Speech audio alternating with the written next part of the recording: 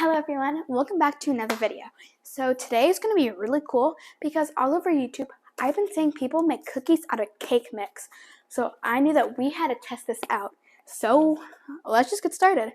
And also you can do whatever box cake mix you want, but I chose lemon because I feel like lemon crinkle cookies are cool. So first we're going to preheat our oven to 350 degrees Fahrenheit or 180 degrees Celsius. As you know, we're going to prepare our cookie sheet first. Don't forget the parchment paper. I'm going to beat my eggs up separately so then it's easier to combine later. It's a little yolk.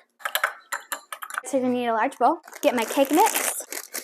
We're going to add our cake mix to our large bowl. So to the cake mix, we're going to add in some melted butter and our 2 beaten eggs. And we're just going to mix it together, and there you go. All right, now we're going to scoop our dough onto our pan. You want to make some quick cookies. These might be good to use. And also, I know some of you guys have some cake mixes lying around. My best friend Victoria does, so. All right, now time to go in the oven. Now I'm going to transfer to a cooling rack. All right, so first impression, I think it looks amazing. The crinkles on it, just give it that. So this is totally optional, but I kind of want to do a lemon glazed drizzle, so let's do that. So in a bowl, I'm going to mix together some powdered sugar. I'm going to add in a little bit of milk and some lemon juice, of course. Give it a mix. I'm going to transfer the icing to a Ziploc bag.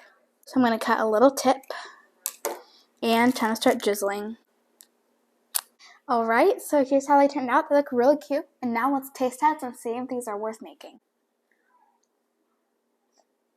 They bussin'. Thank you guys for watching this video. Don't forget to like, subscribe, and yeah.